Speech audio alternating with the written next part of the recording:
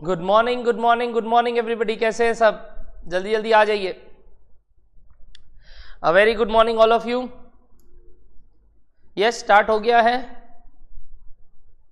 Good morning Sakshi, good morning Omkar, good morning Ambika, good morning Mallika, good morning Avisha, good morning Payal, good morning Pooja, good morning Anushtha, good morning Richa, good morning Pawan, good morning Sameer, good morning Shwetam, good morning Kinjal, good morning Sanskar, good morning रेतु रीजू,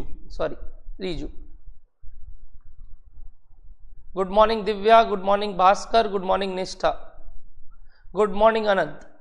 और जैसे जैसे join करो good morning जरूर से लिखो। कोई वैसा बात है नहीं कि भैया बहुत दिन बाद, अरे तो बहुत दिन बाद तो क्या दिक्कत है, आओ तो सही।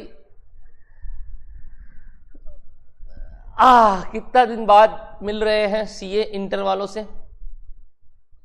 Thank you. सीएमए इंटर वालों से तो रेगुलरली मिलना हो रहा है अभी भी, क्योंकि उनका ग्रुप 2 बचा है, एफएम वाला पार्ट। सीए इंटर वाले लोग से जुदा हो गए थे तो अब वापस मिलना स्टार्ट कर लेते हैं, क्या दिक्कत है। We will have around weekly 2 classes now everybody. 2 class होगा अपना ये रिवीजन के ऊपर, ग्रुप 1 का कॉस्ट सीएमए वाले लोग का, और सीए वाले लोग के तो ग्रुप 1 में ही खाली कॉस्ट है। जल्दी जल्दी आओ, एकदम बढ़िया हूं मैं, फर्स्ट क्लास, आओ। तो आपका ऑलरेडी कॉस्ट शीट और बजट का रिवीजन हो चुका है। अब मैं आज मार्जिनल कॉस्टिंग का रिवीजन कराऊंगा और इस वीक में ही फ्राइडे को स्टैंडर्ड कॉस्टिंग का कराऊंगा। इससे क्या होगा, अपना मेजर वो 4 चैप्टर शुरू का हो जाएगा। उसके बाद मैं आपका लूंगा प्रोसेस और जॉइंट बाई अगले वीक। ये सब सीएमए सीए दोनों के सिलेबस में, और रिवीजन इज कॉमन, क्योंकि रिवीजन में ऐसा कुछ है नहीं। मैं जो पढ़ाया हूं वो तरीका अलग था दोनों में, और सम्स अलग थे, बट रिवीजन जो ज्ञान है वो तो दोनों में सेम ही है। तो that will be same common for both of you. तो अब अपने इस वीक और मिलेंगे एक स्टैंडर्ड कॉस्टिंग के लिए, और उसके बाद अगले वीक प्रोसेस और जॉइंट बाई के लिए। इससे क्या होगा, अपना major 50 marks to 60 marks cover हो जाएगा। फिर उसके अगले वीक सो ऑन मैं 2-2 चैप्टर लूंगा, मटेरियल, लेबर, फिर ओवरहेड्स, ऐसे करके we will complete by this Durga Puja full revision. ठीक है, इजीएस्ट तो बिल्कुल है चैप्टर, जैसा मैंने पहले बोला था। आप लोग इतना सम्स बनाए थे इस चैप्टर में, कितने सारे सम्स बनाए थे। तो इस चैप्टर पे बट पढ़ाने लायक कुछ था भी नहीं, एकदम आसान चैप्टर, किंतु फिर भी अपने को पढ़ना पड़ेगा, और उसके लिए मैं स्टार्ट कर रहा हूं। आओ फटाफट। Welcoming you all again to the revision series of costing. Okay, आओ अब स्टार्ट करते हैं। ओके सर ये मार्जिनल कॉस्टिंग चैप्टर अपने जो पढ़ने वाले हैं, बिल्कुल सर, ये जो मार्जिनल कॉस्टिंग चैप्टर अपने पढ़ने वाले हैं आज, रिवीजन करने वाले हैं आज, इसका क्या मतलब होता है मैंने ऑलरेडी बताया था। मार्जिनल मतलब एडिशनल, यानी क्या, एक्स्ट्रा यूनिट। एक्स्ट्रा यूनिट के लिए जो खर्चा लगता है, एक्स्ट्रा यूनिट के लिए जो खर्चा लगता है, दैट मीन्स वेरिएबल कॉस्ट, क्योंकि वो यूनिट पे डिपेंड करता है, बट फिक्स्ड कॉस्ट तो डिपेंड नहीं करता। तो जनरली मार्जिनल कॉस्टिंग का दूसरा नाम वेरिएबल कॉस्ट भी होता है। बट भैया और भी तरीके के मार्जिनल कॉस्टिंग होते हैं ना। हाँ, अपॉर्चुनिटी कॉस्ट, मतलब जैसे कि भैया अगर हम ये करें तो क्या, ना करें तो क्या।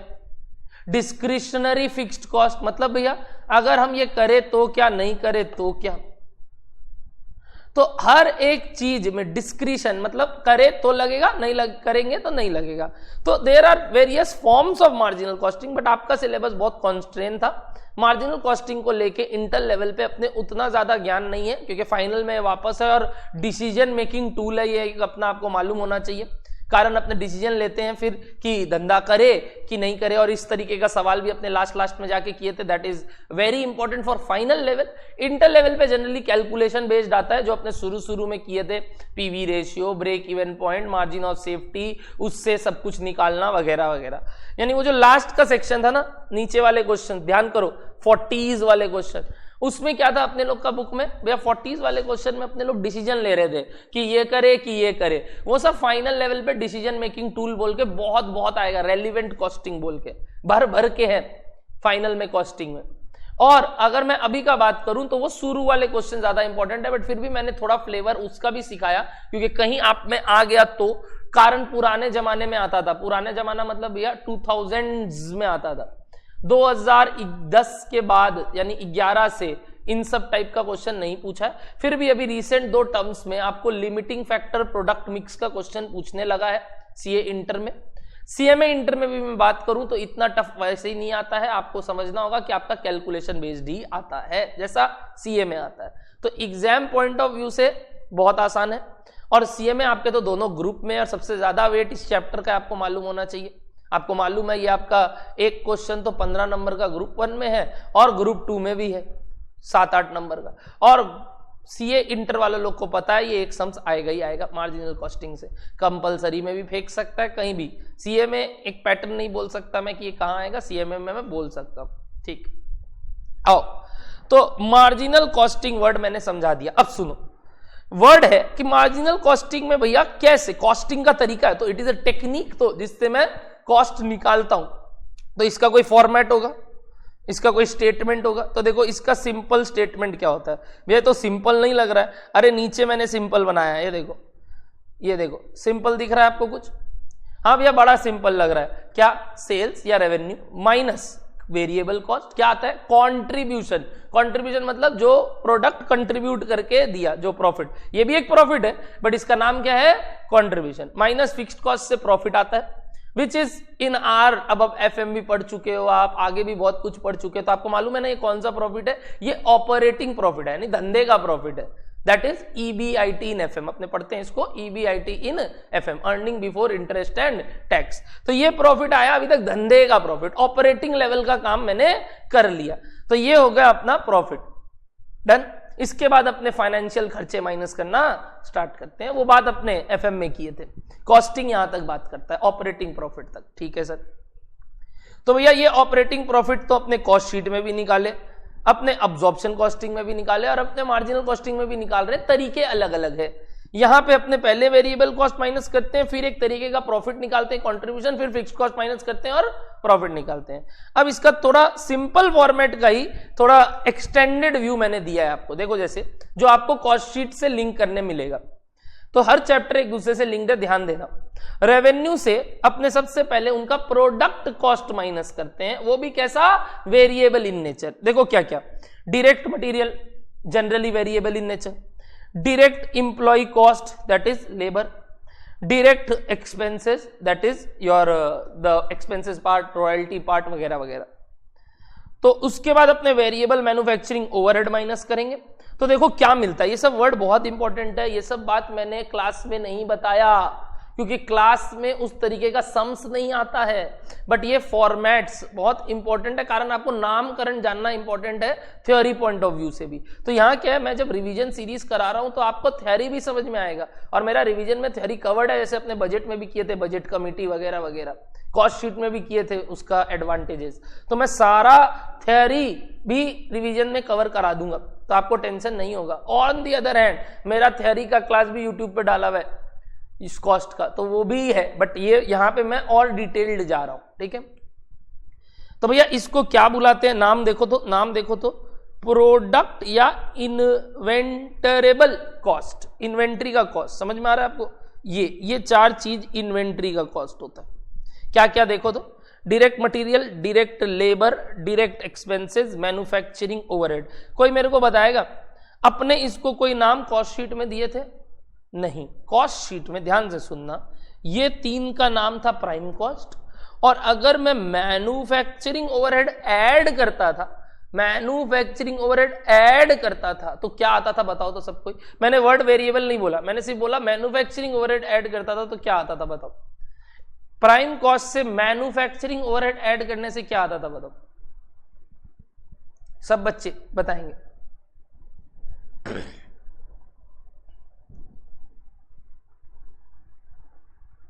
Very good, works cost, to be very precise works cost या फैक्ट्री कॉस्ट, वेरी गुड। अब आप वो डिटेल्ड बात भी बोल सकते हैं, works cost for WIP and ये ग्रॉस नेट वगैरह वगैरह, बट एक जेनरिक टर्म अगर दे तो that is works cost. Very good everybody, factory cost और वर्क्स कॉस्ट, शाबाश शाबाश, सबको याद है। बट यहां देखो एक वर्ड आगे लग गया, क्या, वेरिएबल, यानी ये लोग डिवाइड कर दिया मैन्युफैक्चरिंग ओवरहेड को दो पार्ट में, वेरिएबल और फिक्स, जबकि कॉस्ट शीट में दोनों आता था, इसीलिए वो नाम नहीं आया वर्क्स कॉस्ट। देखो क्या नया नाम आया, देखो क्या नया नाम आया, प्रोडक्ट या इन्वेंटरेबल कॉस्ट, ठीक है, इन्वेंट्री का कॉस्ट या प्रोडक्ट का कॉस्ट, ठीक है। तो प्रोडक्ट कॉस्ट में क्या क्या आता है बता दो तो भैया, प्रोडक्ट कॉस्ट में प्राइम कॉस्ट प्लस वेरिएबल, कौन सा ओवरहेड, मैन्युफैक्चरिंग ओवरहेड, डन। ये बात आपको शीट मिलेगा, ये सब आपको बुक मिलेगा, बुक इज इन प्रोसेस, आपको मालूम है, मैंने आपको पहले भी बोला आपके पास एग्जाम से पहले ये किताब रहेगा, दैट इज माई वादा टू यू ऑल। एक्चुअली ये हम साथ साथ में कर रहे हैं, FM का पहले से बना हुआ था, अविनाश सर का पिछली बार बना रहे थे वो, मैं इसी बार बना रहा हूं, आपको मालूम है मेरा सेकंड बैच है और CMA का तो फर्स्ट बैच है, तो इस वजह से I am just preparing it, और मेरे को इसमें कोई बोलने में वो भी नहीं है यार, इसमें क्या बात है, होता ही है, क्या है, वी आर कम से कम कर तो रहे हैं, बाकी लोग करते भी नहीं है, तो वी आर डूइंग इट, और हम लोग का ये प्रोसेस में है, तो चिंता मत करो, ये आपको सब कुछ मिलेगा बुक के फॉर्म में, हार्ड कॉपी के फॉर्म में, तो वेट फॉर इट बच्चा लोग, मैं मेहनत कर रहा हूं आप लोग के लिए, बस आपको थोड़ा सा मेरे पे भरोसा रखना होगा और पेशेंस रखना होगा, आई एम डूइंग इट, और आपको पूरा मिलेगा, चिंता मत करो। अभी के लिए आप सिर्फ सुनो, और अगर आपको कोई रफ कॉपी अपने कॉपी में लिखना आप लिख सकते हो, ठीक है।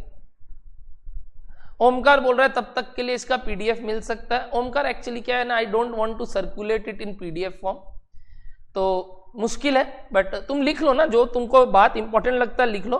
आई will give to you in this Durga Puja, और दिवाली का गिफ्ट होगा आपके लिए, चिंता मत करो। ये भी FM का ऑलरेडी आपको मिल चुका है, वो शीट्स ड्राइंग कॉपी में, और ये भी आपको मिल जाएगा, आपको टेंशन नहीं लेना, मेरा वादा है। आपका एग्जाम दिसंबर में है और CMA का भी एग्जाम दिसंबर में है, तो अभी आपके पास अगर मैं दिवाली में भी देता हूं तो 1 महीने का समय रहेगा उस पर खोदने का। अनुष्ठा, CA इंटर में थ्योरी कितने नंबर का आता है अगर मैं बोलूं तो it is of 16 marks, but again जैसे आप जानते हैं वो पूरा का पूरा ऑप्शनल होता है, मतलब आप चाहो तो उसको स्किप कर सकते हो। एक टर्म ऐसा था नवंबर 2020 जहां उन्होंने थ्योरी 8 नंबर का, 4 नंबर और 4 नंबर, बहुत आसान, 4 नंबर और 4 नंबर को प्रैक्टिकल के साथ एक दे दिया, मतलब पार्ट B पार्ट C दे दिया उसको, मतलब पार्ट A सम्स है, पार्ट B थ्योरी है, तो अगर सम्स करना है तो थ्योरी करना ही पड़ेगा, और एक अलग से सेक्शन दे दिया पूरा थ्योरी का भी, तो 8 नंबर का कंपलसरी हो गया था थ्योरी। बट मैं अगर आपको बोलूं वो सिर्फ एक टर्म में हुआ था ऐसा एक्सपेरिमेंट, और अभी तक नहीं हुआ है वापस भी, और पहले भी कभी नहीं हुआ।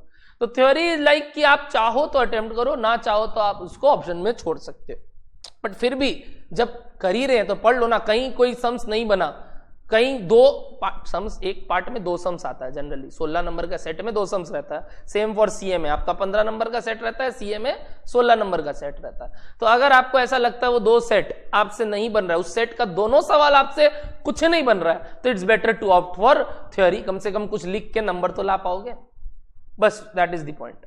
आओ, तो this is called product cost, ठीक है।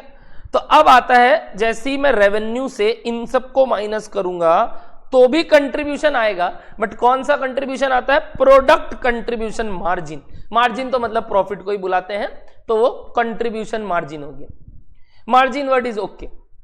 क्या किया मैंने रेवेन्यू से अगर प्रोडक्ट कॉस्ट माइनस किया तो प्रोडक्ट कंट्रीब्यूशन आया। अभी तक कंट्रीब्यूशन नहीं आया क्योंकि कंट्रीब्यूशन आने के लिए सारे वेरिएबल कॉस्ट माइनस होते हैं। अभी तक तो मैंने सिर्फ मैन्युफैक्चरिंग ओवरहेड माइनस किया वेरिएबल नेचर का।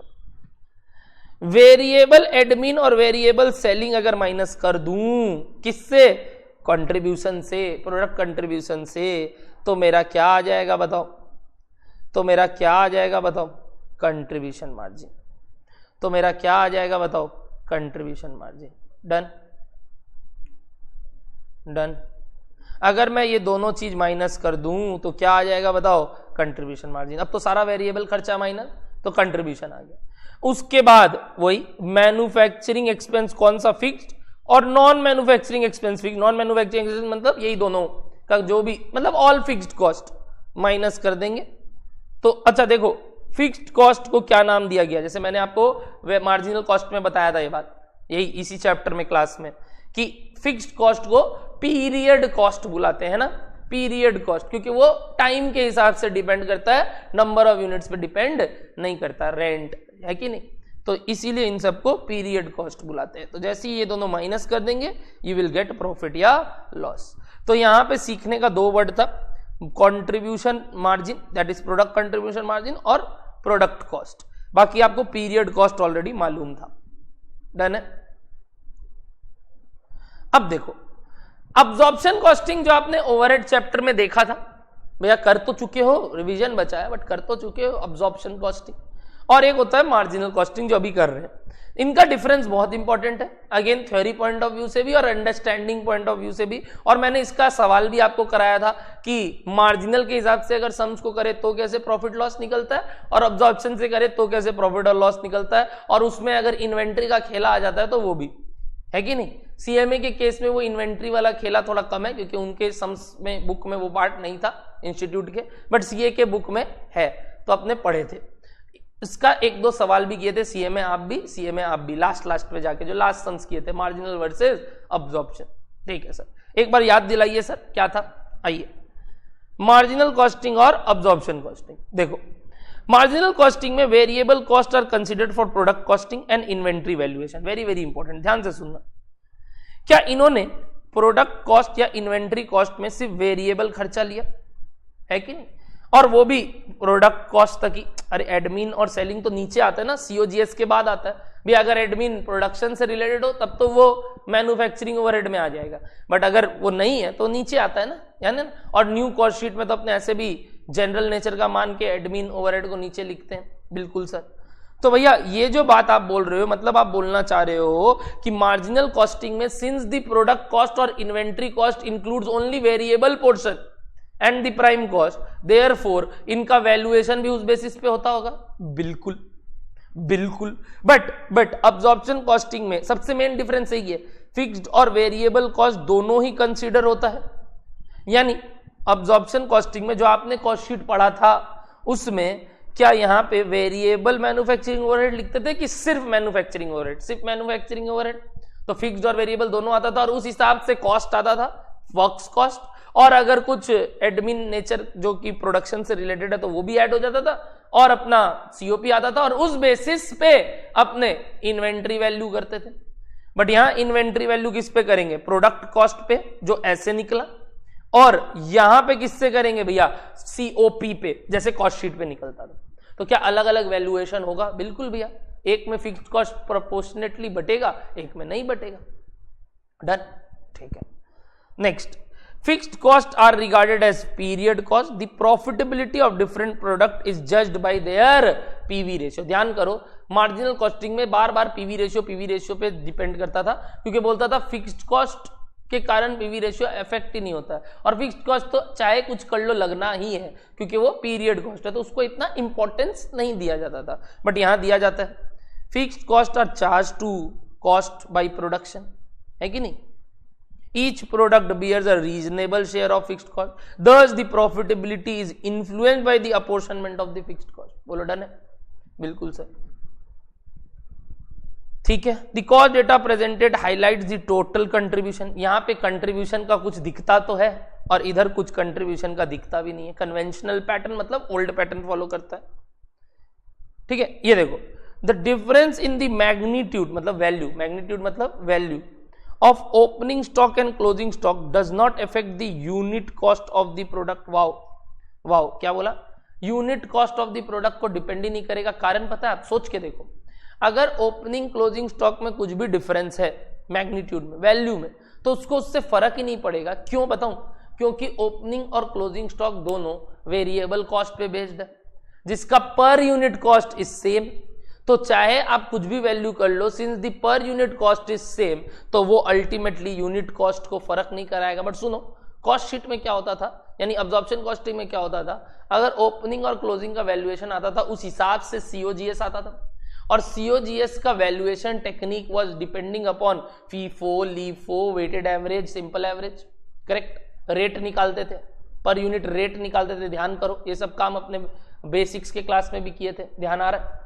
बट यहां पे आप कुछ भी कर लो, रेट तो सेम आएगा ना, क्योंकि आपका ओपनिंग और क्लोजिंग का वैल्यूएशन का तरीका ही वही है, जो रेट था, और वही रेट ऊपर था तो नीचे का भी रेट वो आएगा, यानी वो रेट को फर्क नहीं पड़ेगा।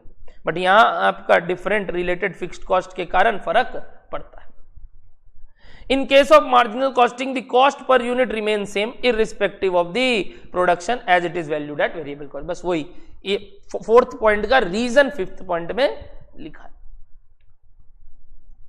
डन।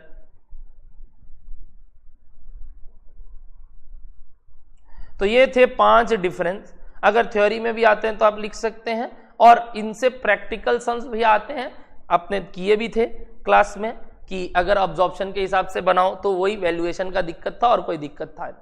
अब चलो स्टार्ट करते हैं। अब इन दोनों के कारण प्रॉफिट में क्यों डिफरेंस आता है, बस वही बात बताओ, रीजन क्या होगा आप बताओ। दोनों अप्रोच में डिफरेंट प्रॉफिट आने का रीजन क्या है? मैंने अभी चिल्ला चिल्ला के बोला है कि भैया रीजन एक ही है, difference in stock valuation, difference in stock valuation. और अगर इन सब का एक इन्फरेंस लेना हो तो बहुत आसान है कि अगर ओपनिंग और क्लोजिंग स्टॉक है ही नहीं सम्स में, जो सीएमए अपने बनाए थे, और इसी पार्ट से आपका इंस्टीट्यूट बस यहां तक सीमित रहता है। बट आप जानो तो सही, नॉलेज मैंने दिया है क्लास में भी, जरूर ओमकार। बट ओमकार मैं बताऊं, एग्जाम पॉइंट ऑफ व्यू से ये इतना रेलिवेंट नहीं है बच्चा, बट अगर आप चाहते हो एक सम्स कराना, मैं करा दूंगा, ठीक है।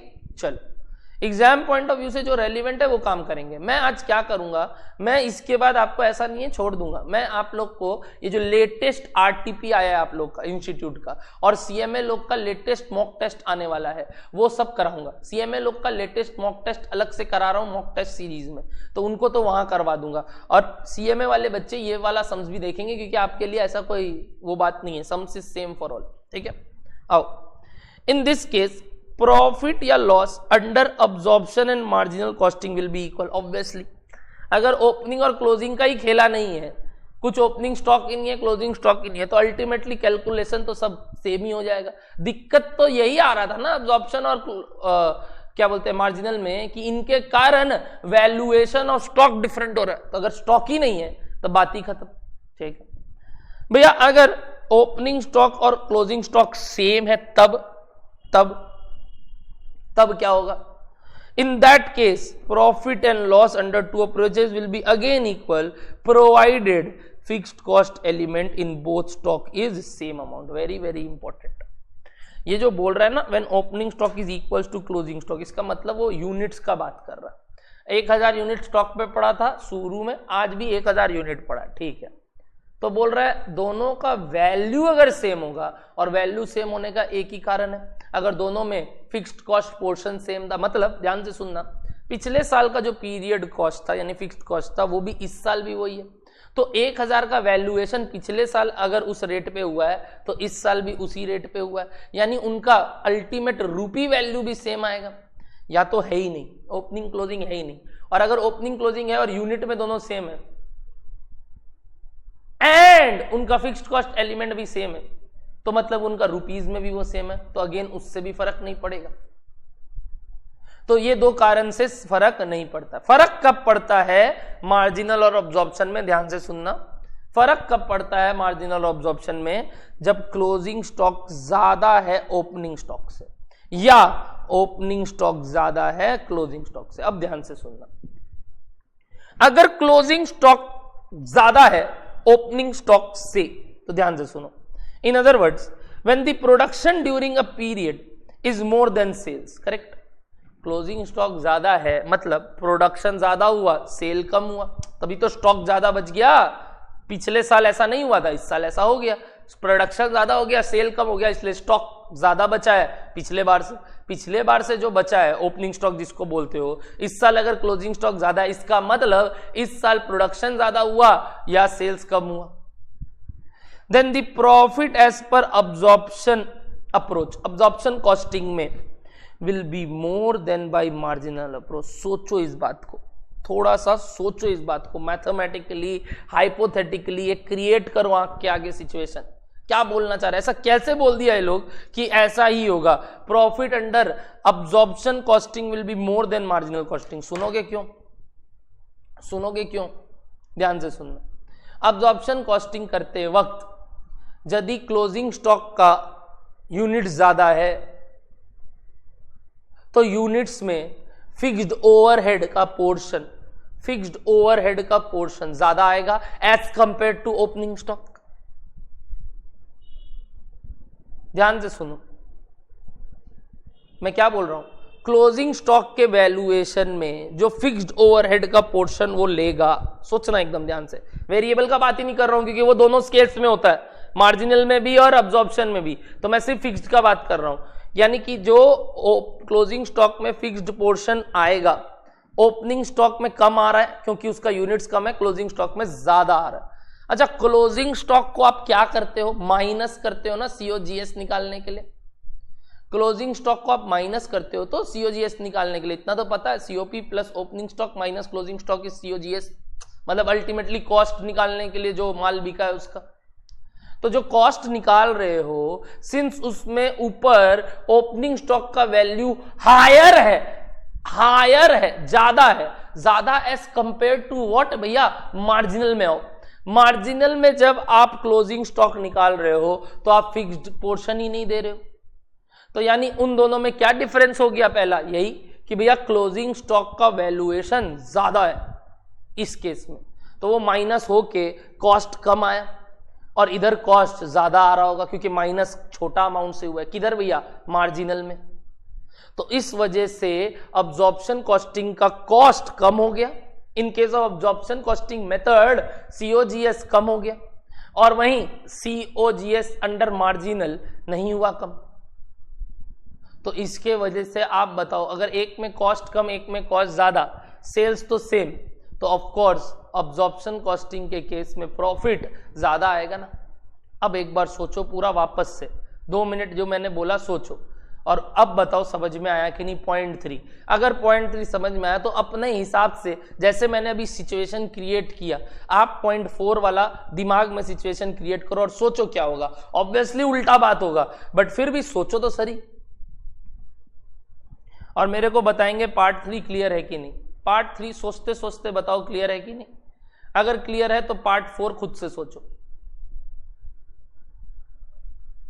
पहले दोनों केस में डिफरेंस आया ही नहीं, पहले दोनों केस में दो डिफरेंस था ही नहीं, दूसरे दोनों केस में डिफरेंस का कारण था, और ये कारण का एक सम सीए वाले बच्चे बनाए थे।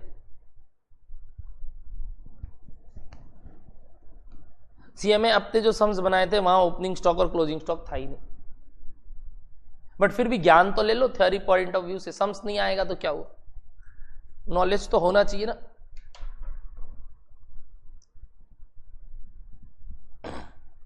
वेरी वेरी इंपॉर्टेंट बातें बता रहा हूं मैं, और ये सब बात बहुत बहुत बहुत दिमाग खोलेगा।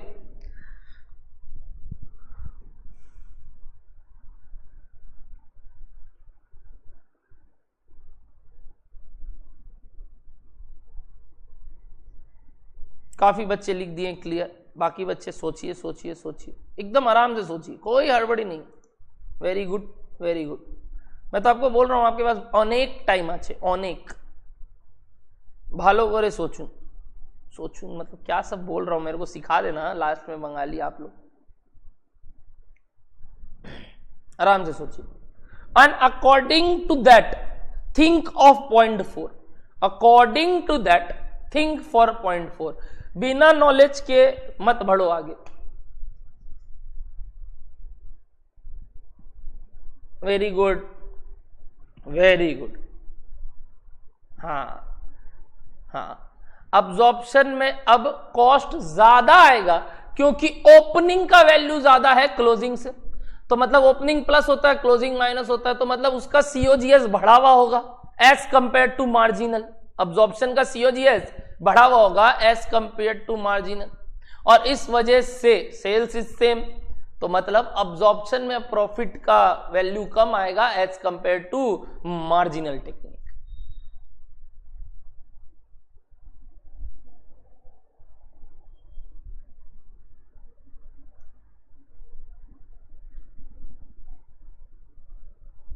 तो मतलब सब कुछ सेम है। मतलब आप सोच रहे हो एक प्रोडक्ट का आप कॉस्टिंग निकालने का तरीका भी ये दोष होता है। तो भैया एक केस में तो हो सकता है ज्यादा प्रॉफिट आ जाए तो कोई भी बेवकूफ बना देगा कंपनी। हाँ, तो वो पॉलिसीज फ्रेमवर्क पहले से डिसाइडेड रहता है ना। जैसे आपका अकाउंटिंग स्टैंडर्ड्स में भी, आपका अकाउंटिंग स्टैंडर्ड में भी तो अलग अलग वैल्यूएशन टेक्निक है इन्वेंट्री का, अलग अलग वैल्यूएशन टेक्निक है सब चीज का, और उसके कारण प्रॉफिट अलग अलग आ सकता है। बट आपको क्या फॉलो करने बोलता है कब मालूम है ना। अच्छा, डेप्रिसिएशन आप कैसे लेते हो वो भी डिपेंड करता है। देयर आर वेरियस तरीके और उसके कारण प्रॉफिट अलग अलग आ सकते हैं। और यही तो गोलमाल करता है एक चार्टर्ड अकाउंटेंट। और आपको सीखना होगा ये सभी तो कि कैसे बेवकूफ बनाए, एक तो अपनी कंपनी को भी ताकि मेरे को सैलरी मिलता रहे, और दूसरा दुनिया को भी ताकि उनको वो कंपनी गजब दिखता रहे।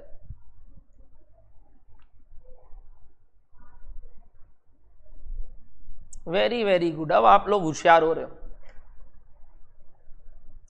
प्रोफेशनल्स लोग का काम ही वही है सीए सीए में, लोगों को बेवकूफ बनाना। अपने लोग बेवकूफ ही तो बनाते हैं और क्या करते हैं। हाँ सर, और क्या करते हैं।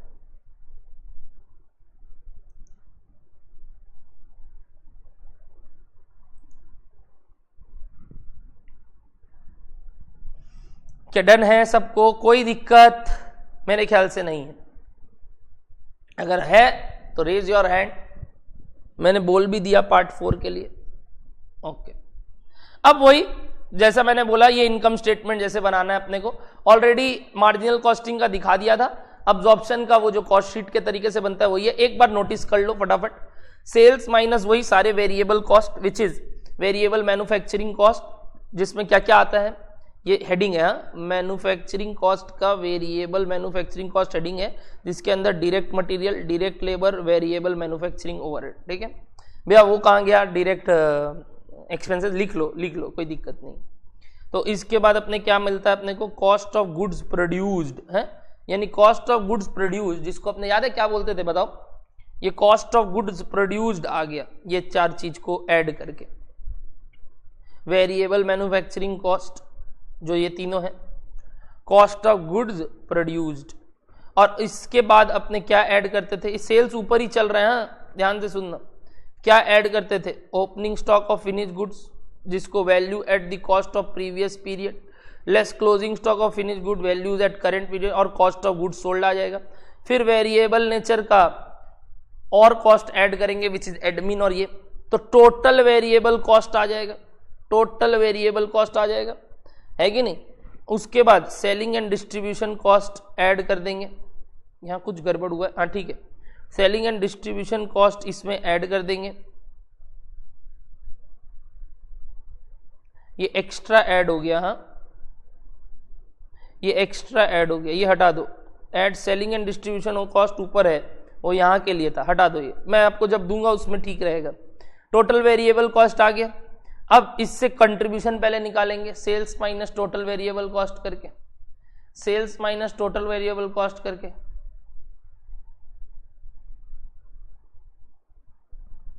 और फिर फिक्स्ड कॉस्ट लेस करके प्रॉफिट आ गया। यहां क्या हो रहा है? सेल्स, बट उससे पहले ये चार खर्चा प्रोडक्शन कॉस्ट में क्या क्या आता है? Direct material, direct labour, value और फिक्स्ड भी, ये नया आया यहां, और इसको बोलते हैं कॉस्ट ऑफ प्रोडक्शन।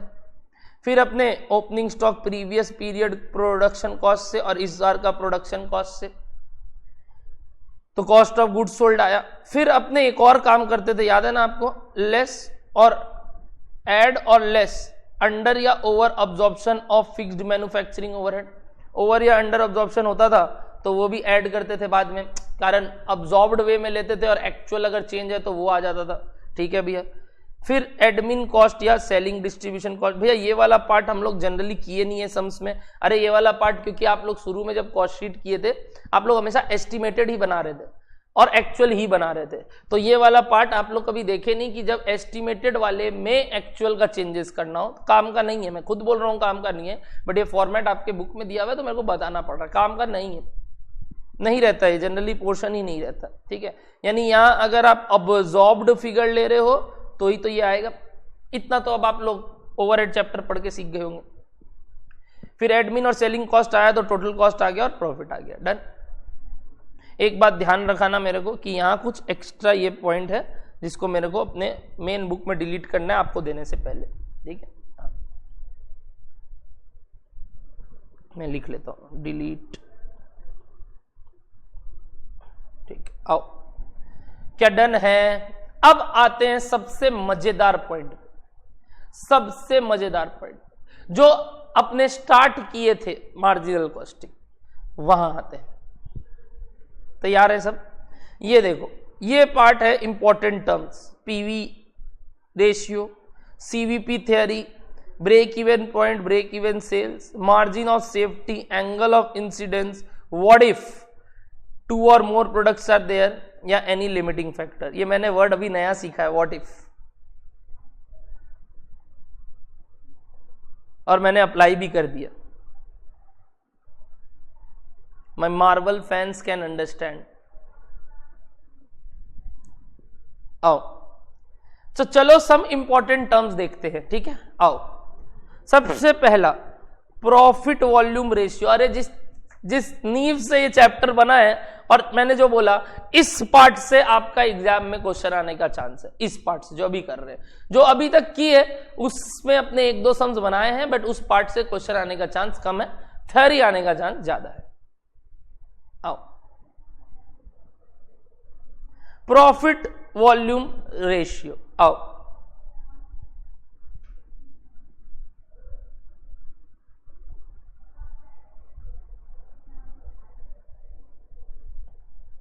मैंने चारों एपिसोड देख लिया और आज वाला भी देख लूंगा। हर वेडनेसडे आता है, लास्ट वाला भी मैंने डॉक्टर स्ट्रेंज वाला भी देख लिया है, व्हाट इफ का। बताऊं क्या, स्पॉयलर्स दूं? आओ, आज भी आएगा, आज आते ही देख लूंगा, जल्दी आओ। प्रॉफिट वॉल्यूम रेशियो, ध्यान से सुनना, ध्यान से सुनना। प्रॉफिट वॉल्यूम रेशियो नहीं देखा, नहीं देखा वो, नहीं पवन वो नहीं देखा, नहीं किंजल वो नहीं देखा। आओ, प्रॉफिट वॉल्यूम रेशियो, ध्यान से सुनना। PV ratio, profit due to volume का रेशियो। अच्छा, कौन सा प्रॉफिट वॉल्यूम के कारण आ रहा है भैया? भैया कंट्रीब्यूशन, क्योंकि बाकी तो पीरियड कॉस्ट है। तो ऊपर आया कंट्रीब्यूशन और नीचे आया सेल्स, तो ये हो गया प्रॉफिट का परसेंटेज। इंटू 100% कर देना हर केस में, नहीं तो ये पॉइंट में आएगा। इंटू 100 कर दोगे तो क्या चाहिए बताओ, क्या आ जाएगा? क्या आ जाएगा? परसेंटेज में, ठीक है। ये मेन फॉर्मूला है, contribution by total sales into 100%। इससे बाकी का 3 फॉर्मूला डिराइव होता है, और वो अपने क्लास में डिराइव किए थे। अभी सिंस रिवीजन चल रहा है तो डेरिवेशन का बात ना करके एक बार रिवीजन करते हैं क्या किए थे। कंट्रीब्यूशन से वैसे ही contribution per unit by selling price per unit लिख सकते हैं।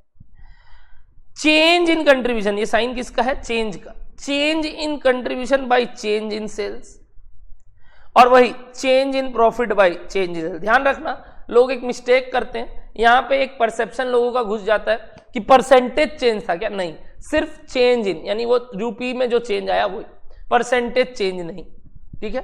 Change in contribution by change in sales या change in profit by change in sales. Done, ठीक। अब इसके ऊपर एक थ्योरी है जिसको बोलते हैं cost profit volume theory, CVP theory. Cost profit volume का एक थ्योरी है, कॉस्ट और वॉल्यूम और प्रॉफिट का एक थ्योरी है। क्या थ्योरी है भैया? Since there is a theory there should be some assumptions and according to that there are some analysis, ठीक है। सबसे पहले अजम्पशंस देखते हैं, क्या क्या अजम्पशंस है भैया? सीवीपी मानता है कि selling price per unit is constant irrespective of number of units. मतलब आप चाहे कितना भी माल बेच लो, आपका selling price per unit is constant. थोड़ा सा बेखुदा अजम्पशन, क्यों? क्योंकि ज्यादा माल बेचने से सेलिंग प्राइस तो चेंज होना चाहिए ना, आपको थोड़ा डिस्काउंट देना चाहिए वगैरह वगैरह। जैसे आप भी आलू प्याज लेने जाते हो तो आप 1 किलो का दाम पूछते हो और आप बोलते हो ठीक से लगाओ 5 किलो लेंगे, तो रेट वेट कम करता है ना। रियल लाइफ में ये सब चीज जनरली नहीं होता, बट सम्स को करने के लिए ये सब असम्पशन है। क्या? कि selling price per unit is constant irrespective of number of units. ये सब थ्योरी है, ठीक है। नेक्स्ट, इस क्लास में किया हुआ मैं रिवीजन करा रहा हूं। Variable cost per unit is constant irrespective of number of units. वही बात कि अब आपका कॉस्ट भी, एक एक यूनिट का जो वेरिएबल कॉस्ट है वो भी सेम है, चाहे कितना भी यूनिट्स कर लो, ठीक है भाई, ठीक है। तो ये दोनों बात ध्यान रखना, selling price per unit and variable cost per unit is constant. But total fixed cost is also constant, यानी total period cost is also constant irrespective of number of unit. यानी तीन चीज मैंने कांस्टेंट बताया अजम्पशन में, पहला selling price per unit, दूसरा variable cost per unit, ये दोनों पर यूनिट था, फिक्स्ड कॉस्ट पर यूनिट नहीं बोला, total fixed cost remain same irrespective of number of units. ठीक है, ठीक। तो भैया इससे क्या एनालिसिस क्या निकला ये तो बताइए। Number one analysis, PV ratio does not depends upon number of units है। हाँ, ध्यान से देखो, अगर आप ये दोनों चेंज ही नहीं हो रहा है तो चाहे कितना भी नंबर ऑफ यूनिट्स हो, कंट्रीब्यूशन ऊपर में भी नंबर ऑफ यूनिट्स आएगा, नीचे भी नंबर ऑफ यूनिट, दोनों तो कट जाएगा। इसीलिए तो ये फॉर्मूला आया था, contribution per unit by sales per unit, और contribution per unit is what, sales per unit minus variable cost per unit. और अगर सब कुछ कांस्टेंट ही है इसमें, तो पीवी रेशियो भी हमेशा क्या रहेगा, सेम, चाहे यूनिट्स बढ़ा लो चाहे यूनिट्स गिरा लो, चाहे यूनिट्स बढ़ा लो चाहे यूनिट्स गिरा लो, PV ratio will remain same. और इसके ऊपर अपने क्लास में एक एक एग्जाम्पल लेके किए थे, ध्यान करो, मैंने केसेस बनाया था, 1 यूनिट बेचे तो क्या, 10 बेचे तो क्या, 100 बेचे तो क्या, 200 बेचे तो क्या। नेक्स्ट इंपॉर्टेंट बात, PV ratio does not depends upon total fixed cost. Obviously एक बात तो पीवी रेशियो निकलता ही ऊपर वाले फॉर्मूला से, कहां, कंट्रीब्यूशन तक से। दूसरा बात भैया, fixed cost since remain same, तो पीवी रेशियो को उससे फर्क ही नहीं पड़ता है, कारण दैट इज वो उसको अफेक्ट ही नहीं करता है, अफेक्ट ही नहीं करेगा भैया। अगर पीवी रेशियो मतलब अगर टोटल फिक्स्ड कॉस्ट चेंज हो जाए तो भी पीवी रेशियो तो वही रहेगा, फिक्स्ड कॉस्ट चेंज होने से भी अपना पीवी रेशियो अफेक्ट नहीं होगा, यूनिट चेंज होने से भी पीवी रेशियो अफेक्ट नहीं होगा। डन, ठीक। नेक्स्ट, पीवी रेशियो चेंज, तो भैया पीवी रेशियो चेंज कब करेगा, देखो उनके कारण क्या है। अगर मैं selling price per unit change करूं, वही जो फिक्स किया था, जो अजम्पशन था, अगर उसको ना मानूं, मतलब selling price per unit change कर दूं, या मैं variable cost per unit change कर दूं, या इनका कोई भी कॉम्बिनेशन, जो अपने क्लास में किए थे ना 6-7 तरीका था कि selling price is more then variable cost, percentage change in selling price is more then वगैरह वगैरह। तो इंक्रीज या डिक्रीज होने का रीजन क्या है, पीवी रेशियो के इंक्रीज या डिक्रीज होने के रीजंस क्या है, या तो सेलिंग प्राइस पर यूनिट, या वेरिएबल कॉस्ट पर यूनिट, या इनका कोई भी कॉम्बिनेशन से ये लोग चेंज हुए।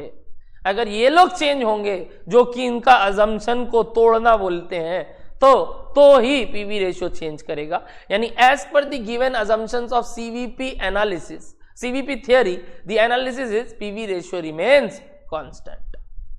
डन, डन, ठीक। नेक्स्ट अपने पढ़े थे ब्रेक इवन पॉइंट या break even sales. Break even point units में निकलता है, ब्रेक इवन सेल्स रुपीज में निकलता है।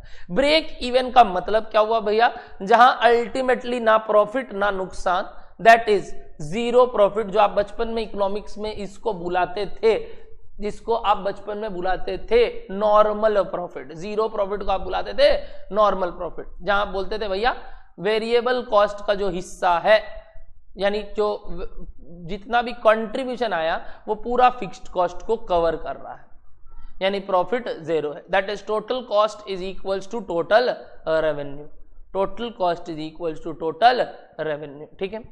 तो उस केस में वो जो ब्रेक इवन पॉइंट्स है, मतलब वो कितना यूनिट बेचने से मेरा ब्रेक इवन अचीव हो जाएगा, या कितना माल बेचने से मेरा ब्रेक इवन अचीव हो जाएगा रुपीज में, उसका क्या फॉर्मूला अपने डिराइव किए थे भैया, total fixed cost by contribution per unit, अगर यूनिट्स में निकालना है तो, और अगर रुपीज में निकालना है तो total fixed cost bye PV ratio. Hope आपको याद आ रहा हो, इनका प्रूफ भी जो अपने किए थे, सिंस रिवीजन है I can't give you proof right now, ठीक है सर, डन है। नेक्स्ट, वैसे ही इसका एक और भाई था चचेरा, जिसका नाम है मार्जिन ऑफ सेफ्टी। वो थोड़ा अलग है, वो बोलता है जो टोटल सेल्स था, यानी ब्रेक इवन सेल्स के ऊपर में जो आपने सेल्स किया, over and above the break even sale जो आपने माल बेचा है, उसको मैं मार्जिन ऑफ सेफ्टी बुलाता हूं, क्योंकि मैं उतना सेफ चल रहा हूं। मार्जिन ऑफ सेफ्टी का मतलब क्या हो, मैं इतने मार्जिन से सेफ हूं। अगर मैं ये ब्रेक इवन है, ये ब्रेक इवन है, ये ब्रेक इवन पॉइंट है, यहीं पे बना लेता हूं ना, ये ब्रेक इवन पॉइंट है, और अगर मैं ये ब्रेक इवन पॉइंट से यहां सेल्स कर रहा हूं, ये जीरो है, ये ब्रेक इवन पॉइंट है, और मैं ये सेल्स कर रहा हूं टोटल सेल्स, और ये है ब्रेक इवन सेल्स, तो मैं इतना सेफ चल रहा हूं ना, कारण अगर मेरा सेल्स गिरता भी है तो मेरे को यहां तक डर नहीं है, यहां तक डर नहीं है, तो इतना पार्ट मेरा सेफ चल रहा हूं मैं, इसलिए इसको क्या बुलाते हैं, मार्जिन ऑफ सेफ्टी। तो it is different between total sales and break even sales, total sales and break even sales. तो भैया इसका भी फॉर्मूला है क्या, डायरेक्ट, बिल्कुल, यूनिट्स में और रुपीज में ही। यूनिट्स में है profit by contribution per unit और रुपीज में है प्रॉफिट बाय पीवी रेशियो। एक बात ध्यान रखना कि जो भी टोटल सेल्स होता है that is divided into two parts, that is break even and MOS. तो अगर मैं बोलता हूं कि 60% is break even, total sales का 60% is break even, it means 40% is margin of safety, क्योंकि दोनों मिला के 100% होना है, और वो बात मैंने यहां लिखा है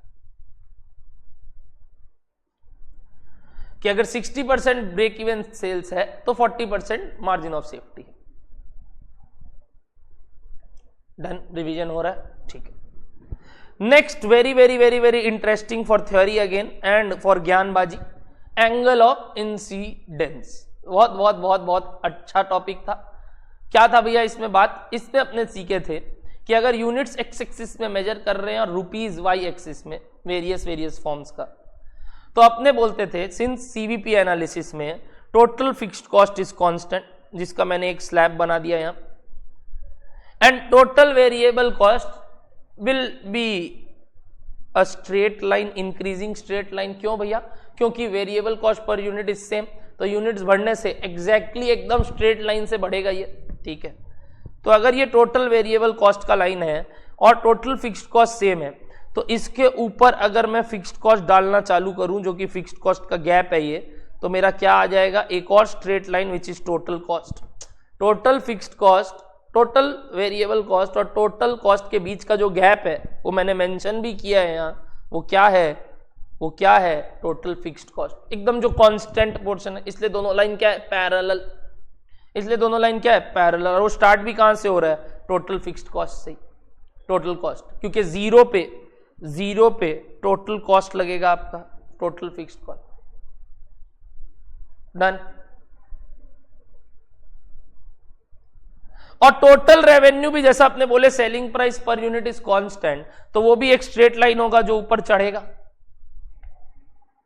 और उस वजह से जहां टोटल कॉस्ट टोटल रेवेन्यू को काट रहा है, वही अपने क्या बोले थे, ब्रेक इवन पॉइंट, तो उसके नीचे पैरेलल यूनिट्स में ब्रेक इवन पॉइंट और उसके इधर ब्रेक इवन सेल्स।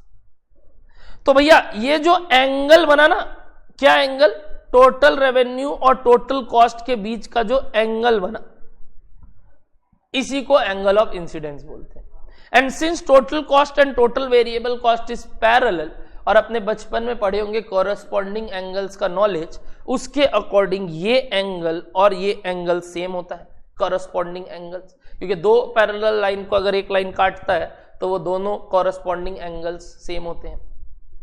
तो इस वजह से एंगल ऑफ इंसिडेंस का मतलब क्या हुआ, and we know angle is slope, slope मतलब change in y axis by change in something, ठीक कि नहीं। तो वो चेंज इन चेंज होता है, change in y by change in x, something change by something change. और सिंस अपने अब ये एक्स हो गया अपने लिए, सॉरी ये वाला पार्ट एक्स हो गया, ये वाला पार्ट वाई हो गया। अगर आप वो बात नहीं भी समझो तो चलेगा, आपको इतना ध्यान होना चाहिए, कोई भी चीज का angle, slope, gradient is change in y by change in x, यानी change in something by due to change in something. तो यानी अगर मैं चेंज इन टोटल कॉस्ट या टोटल वेरिएबल कॉस्ट लूं और उसके कारण जो चेंज इन टोटल रेवेन्यू आ रहा है, उसी को क्या बुलाते हैं, एंगल ऑफ इंसिडेंस। क्लास में सब पढ़ाया हुआ है, टोटल रेवेन्यू और टोटल कॉस्ट के बीच का एंगल, कर्व के बीच का angle, that is change in total cost by change in revenue by change in total cost या change in total variable cost. Done. Last point, what if,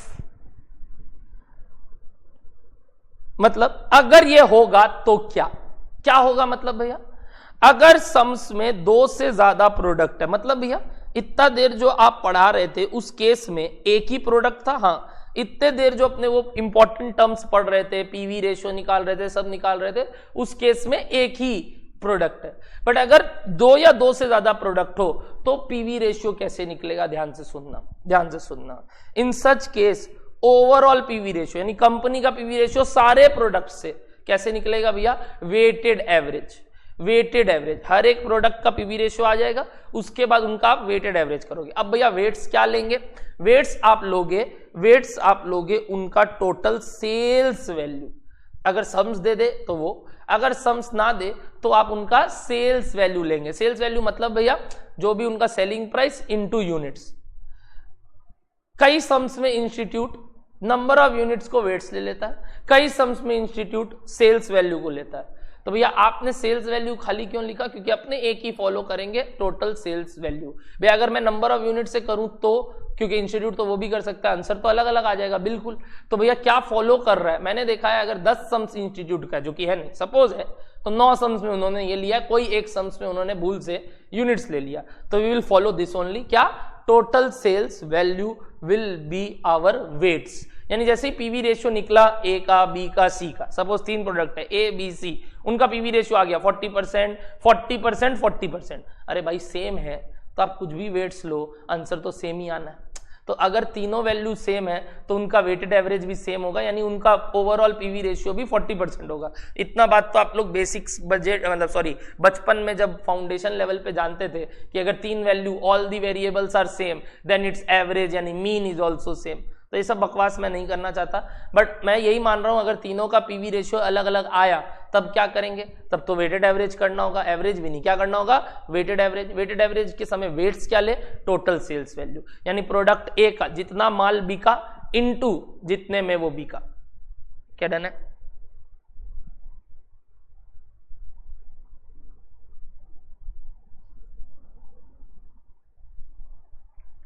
इससे क्या होता है निष्ठा, तुम जो बोल रही है वो घूम के आता है, बट अपने को पहले इंडिविजुअल भी निकालना होता है और फिर ओवरऑल निकालना होता है।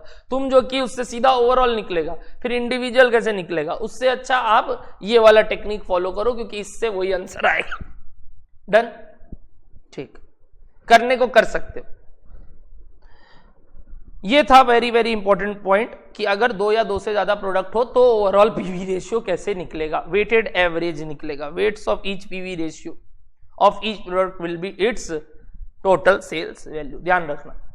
लास्ट पॉइंट, अगर सम्स में लिमिटिंग फैक्टर है तो क्या? ध्यान करना, ऐसा सम्स किए थे। तो सबसे पहले समझते हैं ये लिमिटिंग फैक्टर होता क्या है। लिमिटिंग फैक्टर मतलब वो चीज, वो एक्टिविटी, वो वेरिएबल जो कि लिमिटेड है। मतलब भैया जिनका रिसोर्स खत्म हो जाएगा, ऐसे बोलते हैं ना अपने, कुछ दिन में तेल वेल नहीं मिलेगा, गाड़ी चलेगा नहीं, पेट्रोल वेट्रोल रहेगा नहीं, ऑप्टिमम यूटिलाइजेशन करो रिसोर्सेज का। वेरी वेरी इंपॉर्टेंट वर्ड, क्या बोला मैंने अभी वर्ड? ऑप्टिमम यूटिलाइजेशन करो, मतलब जितना हो सके बेस्ट टू बेस्ट। ऑप्टिमम का मतलब क्या होता है? Best to best use of resources करना चाहिए। तो ऑप्टिमम यूटिलाइजेशन करने के लिए अगर सब चीज अनलिमिटेड ही है तो बनाते चलो, क्या दिक्कत है? रिसोर्सेज अनलिमिटेड है, बनाते चलो। बट अगर रिसोर्सेज लिमिटेड है तो ध्यान रखना पड़ता है। तो भैया यही मार्जिनल कॉस्टिंग में कैसे ध्यान रखना पड़ता है, उसके लिए पहले मैंने बताया लिमिटिंग फैक्टर का मतलब क्या होता है। Anything which limits the activity of the entity, मतलब वो रुकावट पैदा कर रहा है, रुकावट पैदा कर रहा है, और उसी को की फैक्टर भी बुलाते हैं। लिमिटिंग फैक्टर का दूसरा नाम की फैक्टर। ठीक है, ठीक है। जैसे क्या हो सकता है? इट कैन बी मेन, यानी employees can be limiting factor. It can be material, raw material उतना नहीं है। It can be labour hours उतना नहीं है। It can be machine hours उतना नहीं है, वगैरह वगैरह। इट कैन बी उतना पैसा नहीं है मेरे पास फंड करने का, कुछ भी हो सकता है। बजट नहीं है मेरे पास, उतना फंडिंग का पॉसिबिलिटी नहीं है, वरना तो मैं 10 कंपनी खोल लूं, 10 फैक्ट्री बैठा लूं। पैसा भी तो होना चाहिए। और डिमांड साइड से सोचो तो उतना डिमांड ही नहीं है प्रोडक्ट का, लोग मांग ही नहीं रहे उतना प्रोडक्ट। ठीक कि नहीं? तो देयर आर वेरियस कारण ऑफ लिमिटिंग फैक्टर। तो ये थ्योरी है लिमिटिंग फैक्टर के ऊपर जो आपको पढ़ना चाहिए। What do you mean by limiting factor? ठीक है। The management while making decision, जो मैंने अभी बोला, हैज ऑब्जेक्टिव टू ऑप्टिमाइज। मैंने अभी ये वर्ड बोला ना, ऑप्टिमम, तो उसको एक दिमाग में रखना है। उसका मैनेजमेंट का एक दिमाग में होना चाहिए कि वो ऑप्टिमम लेवल पे उस रिसोर्स को यूज करे ताकि बेस्ट पॉसिबल रिजल्ट आ सके। डन? ठीक। तो वही मैंने बोला कि सपोज, अब मैं एक एग्जांपल ले रहा हूं, suppose labour hours limiting factor, यानी लेबर आवर्स मेरे केस में लिमिटेड है। मैं देख रहा हूं अगर मैं प्रोडक्ट ए बी सी बनाता हूं, 3 प्रोडक्ट है, मैं प्रोडक्ट ए बी सी बनाता हूं और अगर मैं वो बनाऊं तो इतना इतना इतना कंट्रीब्यूशन कमा लूंगा, इतना इतना इतना प्रॉफिट कमा लूंगा। और उस केस में मेरे को लगेगा सपोज 5 लाख लेबर आवर्स। कितना लगेगा? 5 लाख लेबर आवर्स। और उतना का डिमांड है, वो प्रोडक्ट का डिमांड उतना है कि मैं 5 लाख लेबर आवर्स एग्जॉस्ट कर सकता हूं और माल उतना बिक सकता है। बट मैंने घर आया, देखा मेरे कंपनी में जो लेबर्स हैं और जो काम कर रहे हैं वो इस साल 5 लाख काम ही नहीं कर सकते, 3.5 लाख लेबर आवर्स ही काम कर सकता हूं मैं। तो मैं इस साल का डिमांड फुलफिल नहीं कर पाऊंगा पूरा, क्योंकि अगर मेरे को पूरा डिमांड फुलफिल करना है product A, product B, product C का, तो मेरे को लेबर आवर्स को 5 लाख खटाना होगा। भैया ओवर टाइम खटा दो, अरे सब कुछ कर कुरा के आया 3.5 लाख और मेरे पास है सिर्फ 5 लाख, मेरे पास है 3.5 लाख और चाहिए 5 लाख। तो क्या करना होगा भैया? कुछ तो खोना पड़ेगा, सैक्रिफाइस करना होगा। तो अब product A, product B, product C में किसको सैक्रिफाइस करे या किसको कम बनाए, किसको ज्यादा बनाए, that is to find optimum product mix. कि भाई ए इतना, बी इतना, सी इतना, कैसे डिसाइड करे उसका तरीका मैं बताता हूं। सबसे पहले आप निकालेंगे कंट्रीब्यूशन पर यूनिट, जैसे आप निकालते हो ए बी सी का कंट्रीब्यूशन पर यूनिट निकालोगे। बट पर यूनिट निकालने से काम नहीं होगा, क्योंकि लिमिटिंग फैक्टर आवर्स है। तो आपको कंट्रीब्यूशन यूनिट के हिसाब से नहीं चाहिए, आपको चाहिए कंट्रीब्यूशन आवर्स के हिसाब से, कि जो घंटे में सबसे ज्यादा कमा के दे रहा है वो प्रोडक्ट पहले बनाएंगे। तो देखो मैंने वही बात लिखा है, ध्यान से सुनो। Then we we'd first calculate contribution per unit, नहीं पर लेबर आवर, क्योंकि कंट्रीब्यूशन उस बेसिस पे निकालेंगे जो लिमिटिंग फैक्टर है। यानी जो भी लिमिटिंग फैक्टर हो, अगर लेबर आवर लिमिटिंग फैक्टर है तो पर लेबर आवर, रॉ मटेरियल है तो पर रॉ मटेरियल, जो भी यूनिट सी है तो पर यूनिट, ठीक है, for every product and then rank them in ascending order. मतलब भैया असेंडिंग ऑर्डर का मतलब वही rank 1 to the highest contribution per labour hour. जो भी सबसे ज्यादा कंट्रीब्यूशन दे रहा है घंटे के हिसाब से उसको रैंक 1, फिर अगला, फिर अगला। असेंडिंग ऑर्डर आप जानते, शायद यहां डिसेंडिंग ऑर्डर होगा। हाँ, डिसेंडिंग ऑर्डर, छोटे से बड़ा कि बड़े से छोटा? बड़े से छोटा, डिसेंडिंग ऑर्डर होगा। डिसेंडिंग ऑर्डर, बड़े से छोटा जाएंगे। पहले रैंक 1 उनको देंगे जो सबसे बड़ा आंसर आया, फिर अगला, फिर अगला, तो डिसेंडिंग ऑर्डर में जाएंगे, ठीक है। चल, अब जैसे ही वो रैंकिंग आ गया कि भैया ये रैंक 1, ये रैंक 2, ये रैंक 3, तो सबसे पहले आप देखोगे कि रैंक 1 बनाने में, सबसे पहले आप देखोगे कि रैंक 1 बनाने में कितना लेबर आवर लग रहा है। यानी रैंक 1 वाला प्रोडक्ट बनाने में कितना लेबर आवर लग रहा है, और उतना अवेलेबल है तो बना डालो रैंक 1। उसके बाद देखोगे रैंक 2 वाले प्रोडक्ट को बनाने में कितना लेबर आवर्स है, उतना लेबर आवर्स है तो बना डालो। भैया नहीं हुआ उतना लेबर आवर तो जितना बन रहा है उतना बढ़ा डालो, बात खत्म। और फिर सी का बात ही नहीं उठेगा। बट अगर बी भी बन गया और अभी भी कुछ लेबर आवर्स बचा है तो सी का जितना बनता है उतना बना लो। भैया सी भी पूरा बन गया, अरे बुढ़वा का अगर वो पूरा बन ही गया तो लिमिटिंग फैक्टर का बात ही कहां था। पूरा नहीं बनेगा तभी तो लिमिटिंग फैक्टर का कंसेप्ट आया। तो यही बात मैंने लिखा है, allocate the labour hours to rank 1 product and then to rank 2 and so on until the labour hours get exhausted. तब तक ऐसा काम करो जब तक लेबर आवर्स कंप्लीट नहीं होता, available labour hours. Hence we would get the optimum product mix. Good morning sir. Good morning. Hopefully आपको मेरा सारा बात समझ में आ गया हो। रिवाइज हो गया मार्जिनल कॉस्टिंग, जो कि एक बहुत बहुत बहुत बड़ा चैप्टर था from sums point of view, from marks point of view. काफी सम्स किए थे, ध्यान है। एक बार दिमाग में गया, 1 घंटा लगा मुझे इसको समझाने में।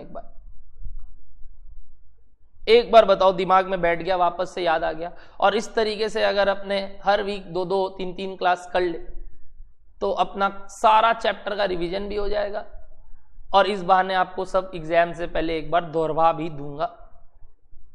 सीएमए और सीएमए सारे चैप्टर सेम है, सीए इंटर लेवल पे, सीएमए इंटर लेवल पे, सिर्फ एक चैप्टर अलग है विच इज एबीसी कॉस्टिंग, यानी एबीसी, जो कि सीएमए है, सीएमए में नहीं है, बाकी सब सेम है।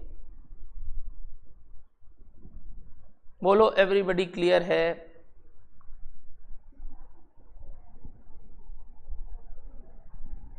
जाना मत, क्योंकि अभी अपने सम्स करेंगे।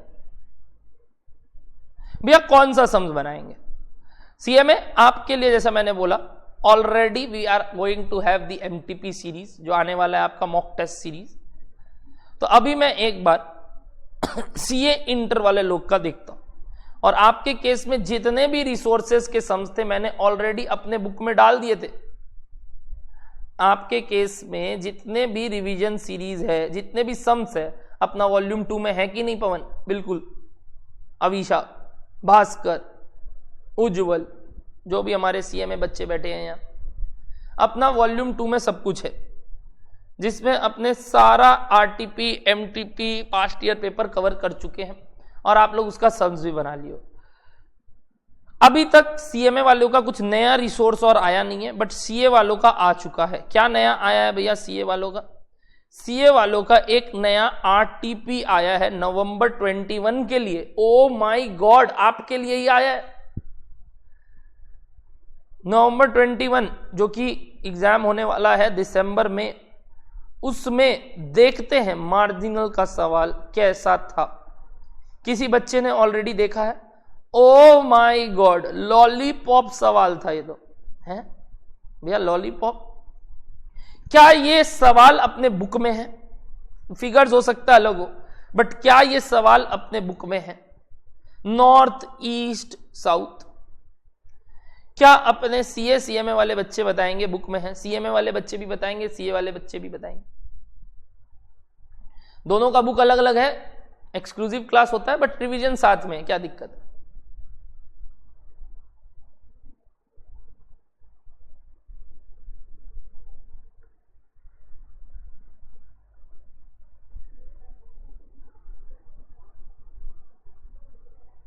डन। तो ये क्वेश्चन नंबर 13 था आपका बुक में, जिसमें आपको क्या निकालना है? 3 फैक्ट्री दिया हुआ है, north, east, south, with is head office in Bombay. Mumbai में है हेड ऑफिस, और उनको ये रिपोर्ट करना है तीनों फैक्ट्री को, हेड ऑफिस को। तो उन्होंने सेल्स और प्रॉफिट का एक्चुअल फिगर और ओवर या अंडर बजट दिया है। सबसे पहले आप क्या करोगे? ओवर या अंडर बजट से या तो बजट निकालो, या ऑलरेडी आपको क्या पता है इस सवाल में? चेंज पता है, चेंज इन सेल्स पता है, और चेंज इन प्रॉफिट पता है। तो क्या निकल जाएगा बताओ? Change in profit by change in sale. Change in profit by change in sales से क्या निकल जाएगा? क्या आपके पास चेंज इन प्रॉफिट है? बिल्कुल है। क्या आपके पास चेंज इन सेल्स है? हाँ भैया। कहां है? वही तो, ओवर अंडर बजट या ओवर अंडर बजट। तो वही तो change in profit by change in sales से पीवी रेशियो निकल जाएगा। Very good. नॉर्थ का पीवी रेशियो निकल गया, ईस्ट का निकल गया, साउथ का निकल गया। क्या निकालना है सम्स में? देखो तो, ईच फैक्ट्री का फिक्स्ड कॉस्ट, तो इंडिविजुअल फैक्ट्री का फिक्स्ड कॉस्ट आ जाएगा, है कि नहीं? इंडिविजुअल फैक्ट्री का फिक्स्ड कॉस्ट आ जाएगा। भैया फिक्स्ड कॉस्ट कैसे आएगा? आप बताओ, आप बताओ फिक्स्ड कॉस्ट कैसे आएगा? अरे बाबू, सेल्स पता है, सेल्स से जैसी एक्चुअल सेल्स से आप जैसे ही पीवी रेशियो इंटू करोगे, जो आप निकाल लोगे, तो आपका कंट्रीब्यूशन आ जाएगा। सुन लेना, जैसे ही आप सेल्स से पीवी रेशियो इंटू करोगे, जो सेल्स फिगर है एक्चुअल का, पीवी रेशियो इंटू करोगे, कंट्रीब्यूशन आ जाएगा। और कंट्रीब्यूशन और प्रॉफिट के बीच का फिगर ही तो फिक्स्ड कॉस्ट होता है। तो कंट्रीब्यूशन माइनस प्रॉफिट करने से फिक्स्ड कॉस्ट आ जाएगा। तो you can calculate the fixed cost. भैया ब्रेक इवन सेल्स कैसे निकलेगा? अरे गजब, यदि फिक्स्ड कॉस्ट ही आ चुका है, कंपनी का फिक्स्ड कॉस्ट आ चुका है, तो फिक्स्ड कॉस्ट एक एक फैक्ट्री का आ गया, डिवाइडेड बाय पीवी रेशियो करने से ब्रेक इवन सेल्स आ जाएगा। आओ इनका सॉल्यूशन देखते हैं।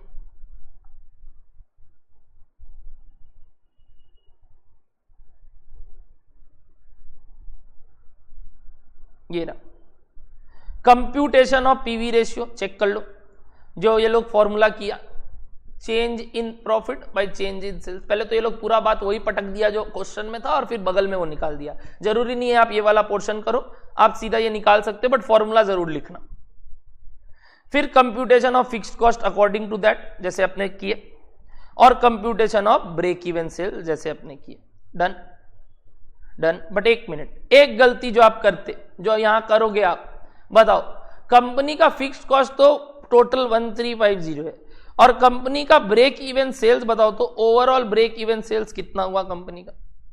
कोई मेरे को बताएगा व्हाट इज कंपनी का ओवरऑल ब्रेक इवन सेल्स? फटाफट निकाल के दिखाओ इस सवाल का ओवरऑल ब्रेक इवन सेल्स।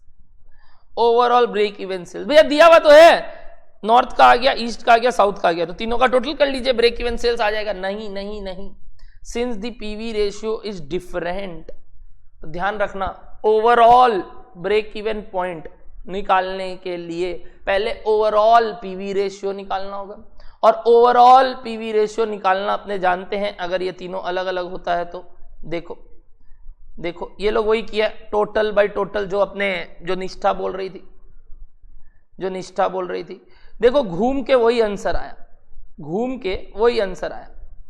तो भैया वही तो मैं बोल रहा हूं, आप करो, आपका आंसर सेम आ जाएगा। घूम के तो आंसर वही आया 25 लाख। देखो टोटल भी 25 लाख, वैसे भी 25 लाख, ठीक है, बट ओवरऑल पीवी रेशियो 54% आया, which is weighted average of this. Done everybody? And total contribution by total sales is calculated, या आप वैसे भी निकालोगे इनका weighted average as per sales value, जो मैं बोल रहा था उससे भी यही आंसर आएगा 54%, क्योंकि ये वही बात बोल रहा। डन है एवरीबडी? क्वेश्चन क्लियर है एवरीबडी? ठीक, आते हैं अपने मॉक टेस्ट पेपर जो इंस्टीट्यूट निकाला है मार्च 21 के लिए। इसमें मैं देखता हूं आपका कहां है sums.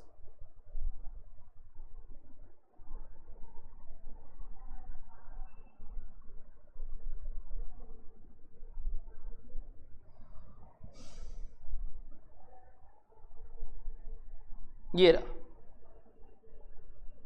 Please everybody will try this question for 10 marks. I am giving you 15 minutes time.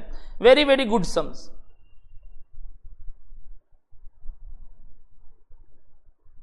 Question number 5 का ये सब बच्चे ट्राई करेंगे 10 नंबर के लिए। I am giving you 10 minutes, ठीक है?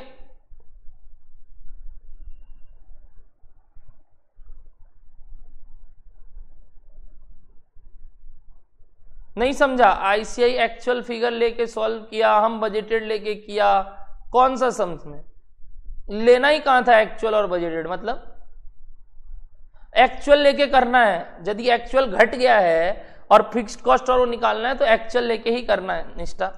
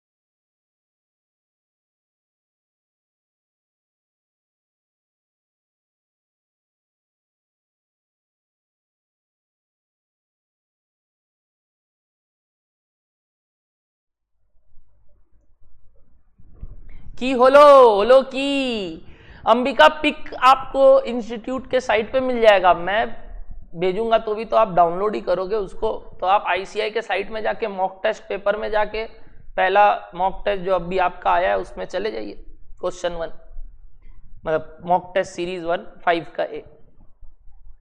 किनका किनका हो गया, किनका किनका हो गया, किनका किनका हो गया, किनका किनका हो गया।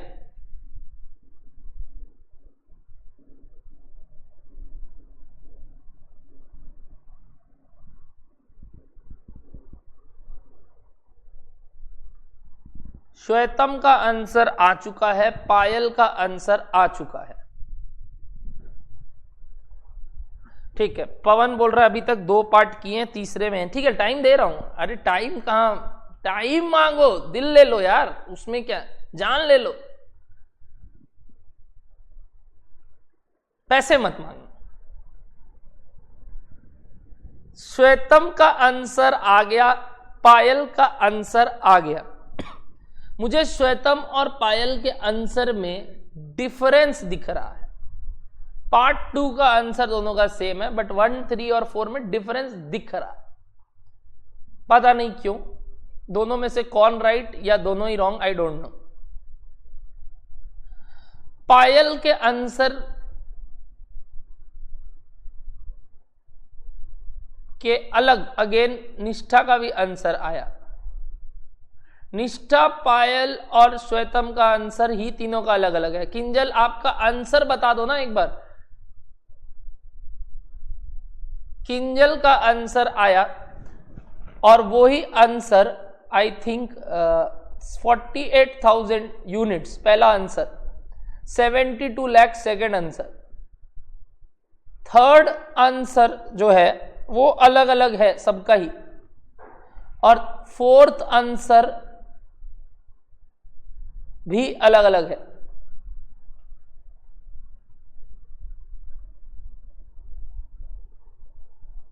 पायल और किंजल का आंसर ऑलमोस्ट सेम, सिर्फ थर्ड पार्ट अलग पायल का।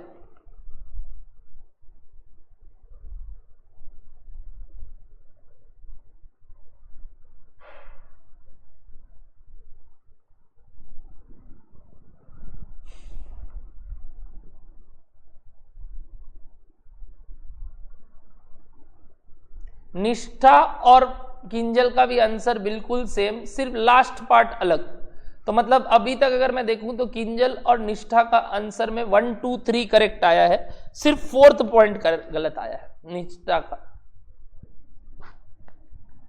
भैया एक बार आप आंसर साइड में बता देंगे?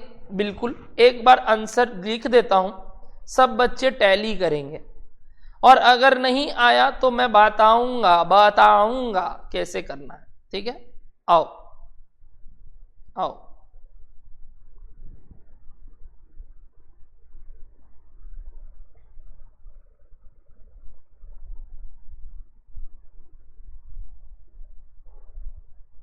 यही था सम्स। किंजल बोल रही है I have checked from ICAI का सॉल्यूशन, मेरा आंसर सही है sir. The number of units का आंसर इसका आया 48,000 यूनिट्स, इसका आंसर आया ₹72 लाख। इसमें 2 आंसर है, एक अगर 20% से और एक अगर 25% से रिड्यूस होता है। अगर 20% से रिड्यूस होता है तो आंसर आया, यूनिट्स में आंसर निकालना है। पार्ट 3 का आंसर यूनिट्स में निकालना है, पार्ट 3 का आंसर यूनिट्स में निकालना है। तो जो बच्चे लैक्स में बोल रहे हो यूनिट्स का आंसर दे रहे हो, तो मेरे ख्याल से इस चीज में सबसे सही पकड़ा ऊपर श्वेतम ने। श्वेतम ने बिल्कुल सही पकड़ा।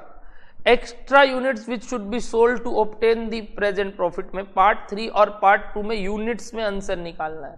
तो किंजल और निष्ठा, पायल, आप लोग जो आंसर दे रहे हो वो यूनिट्स है कि रुपीज में है, बताएंगे?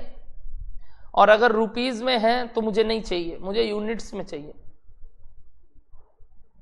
अच्छा, यूनिट्स में ही दिया है, ठीक है, तब तो श्वेतम का आंसर बहुत कमजोर आया है। यूनिट्स आया इसका 1,60,000 यूनिट्स और 25% के केस में आया 4 लाख यूनिट्स।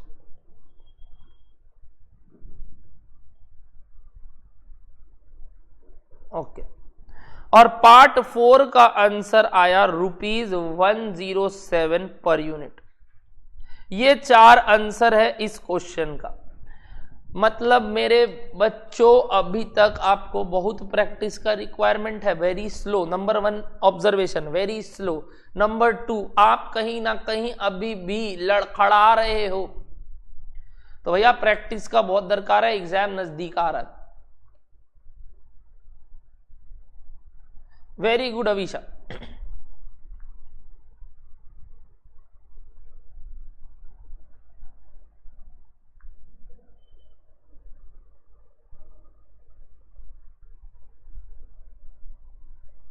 क्या अब मैं डिस्कशन स्टार्ट करूं इस सम्स का?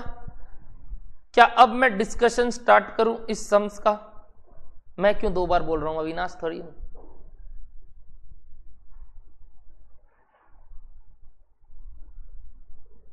यहां पे सेल्स का वैल्यू दिया है रिकॉर्ड्स के हिसाब से, 80,000 यूनिट बेच रहा है 50 रुपया करके, तो 40 लाख का सेल्स कर रहा है। तो श्वेतम पहले क्या गलती कर दिए थे? और उन यूनिट्स के लिए 80,000 80,000 यूनिट्स के लिए इतना मटेरियल का खर्चा लगा, इतना वेरिएबल ओवरहेड लगा, इतना लेबर का खर्चा लगा और ये फिक्स्ड कॉस्ट लगा, एंड हेंस नेट प्रॉफिट आ गया। सम्स ने पार्ट 1 मांगा, सम्स ने पार्ट इतना सा डेटा दिया है और उससे रिलेटेड 4 क्वेश्चन दे दिया सम्स ने। देख रहे हो, छोटे सम्स घाव करे गंभीर, 10 नंबर का क्वेश्चन है ये, 10 नंबर। क्या भैया? Calculate the number of units by selling which, the number of unit by selling which the company will neither loss nor gain anything. इसका मतलब क्या मांगा? डायरेक्टली बोल देता ब्रेक इवन पॉइंट निकालने। नंबर ऑफ यूनिट यानी क्या मांगा? ब्रेक इवन पॉइंट निकालने। अच्छा, break even point is fixed cost by contribution per unit. सबसे पहले सारे खर्चे ये तीनों को क्या मानोगे आप? Variable in nature. मटेरियल और लेबर को वेरिएबल मानोगे और ये तो वेरिएबल है ही, तो अकॉर्डिंग टू दैट इन तीनों का पर यूनिट कॉस्ट निकालो, क्योंकि यूनिट्स 80,000 है, तो 16 लाख डिवाइडेड बाय 80,000 कितना आया? 20 रुपया, ठीक कि नहीं? 4 लाख डिवाइडेड बाय 80,000 कितना आया? 5 रुपया, और 8 लाख डिवाइडेड बाय 80,000 10 रुपया। तो टोटल वेरिएबल कॉस्ट हो गया 35 रुपया और सेल्स था 50 रुपया करके। तो what is your contribution per unit? What is your contribution per unit? भैया 15 रुपया। Contribution per unit is 15 rupees. And what is your fixed cost? 7,20,000 divided by 15, answer आ गया 48,000 यूनिट। समझ में आया? जिनसे भी ये सवाल नहीं बना अब क्लियर है।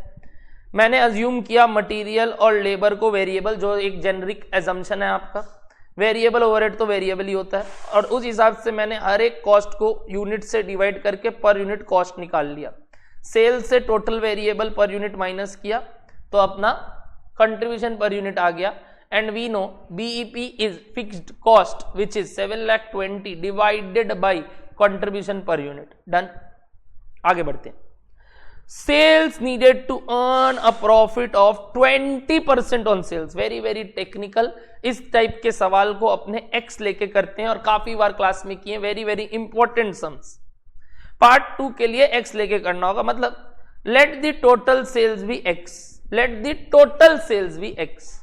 तो सेल्स कितना करना है? टोटल सेल्स अगर x है, मान लेते हैं टोटल सेल्स अगर x है, या आपको यूनिट्स पकड़ना है तो यूनिट्स पकड़ लो, यूनिट्स पकड़ना है तो यूनिट्स पकड़ लो। मैं एक काम करता हूं, मैं यूनिट्स पकड़ता हूं। Let number of units to be sold to earn a profit of 20% of sales is equals to x। Units को x ले लेते हैं बस।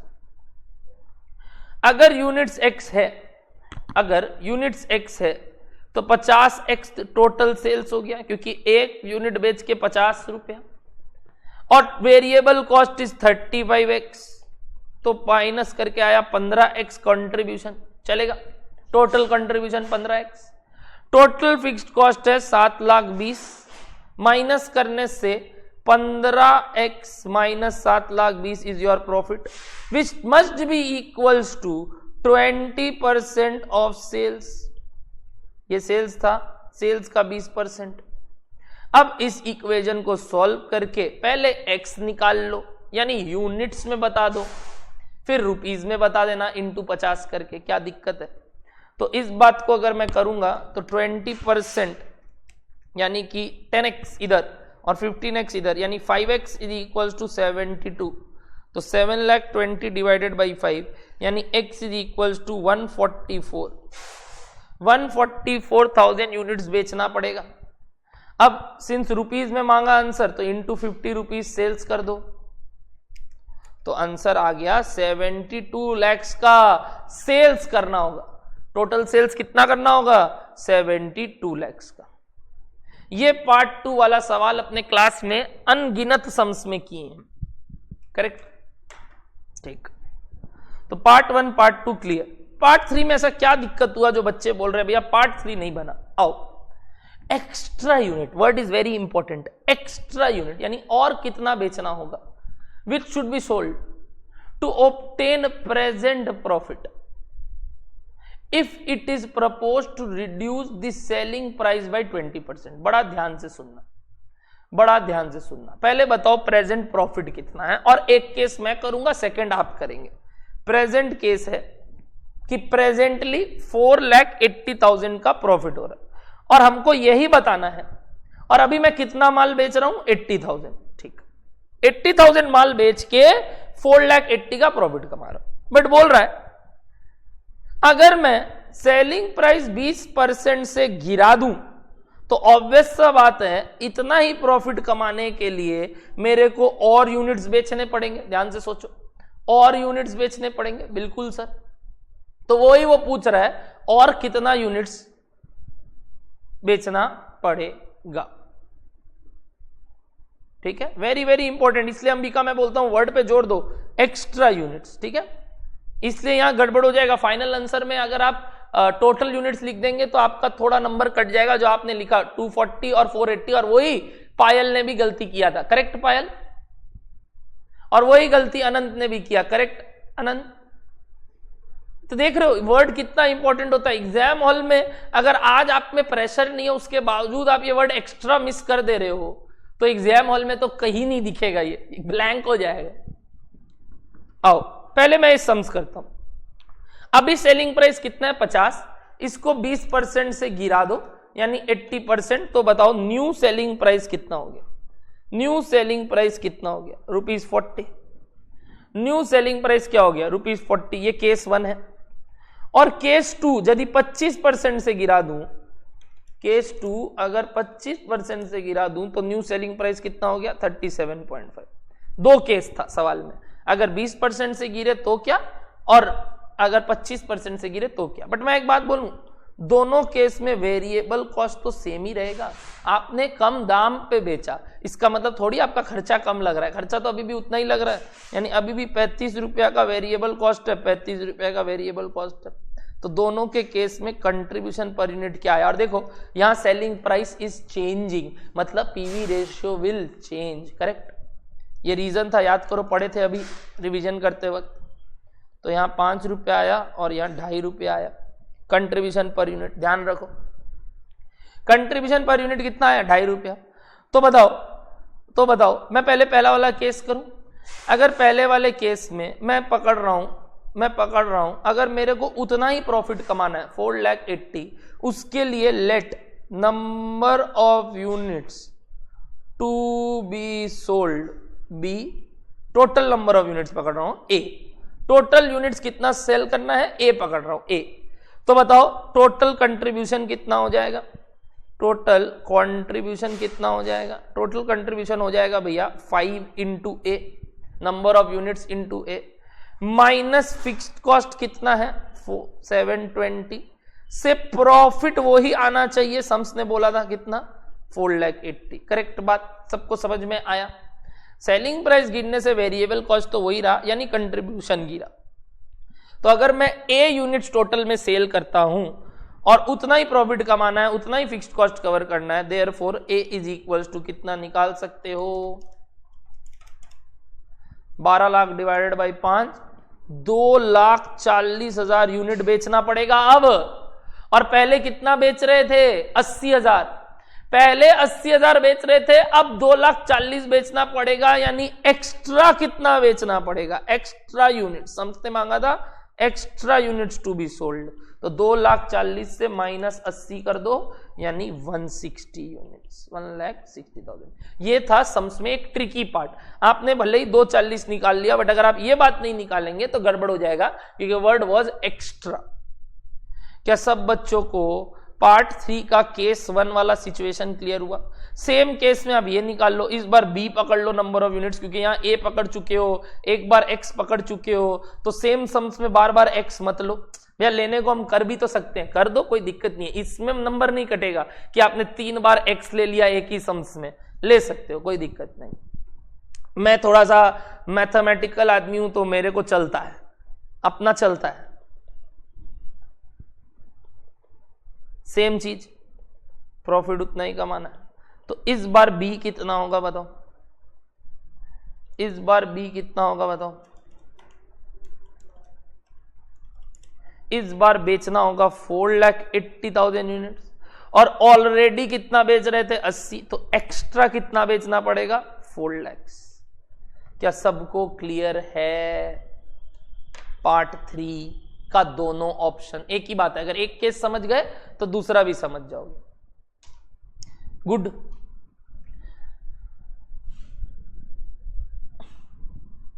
सीए में आप भी कर रहे हैं ना? हाँ भैया हम भी कर रहे हैं, क्या दिक्कत है, सीए का क्वेश्चन है तो क्या हुआ, हमारे भी तो आ सकता है, बिल्कुल। Last part, the selling price to be fixed. अब बोल रहा है सेलिंग प्राइस से निकालो, ध्यान से सुनना, सेलिंग प्राइस पर यूनिट क्या होगा पूछ रहा है।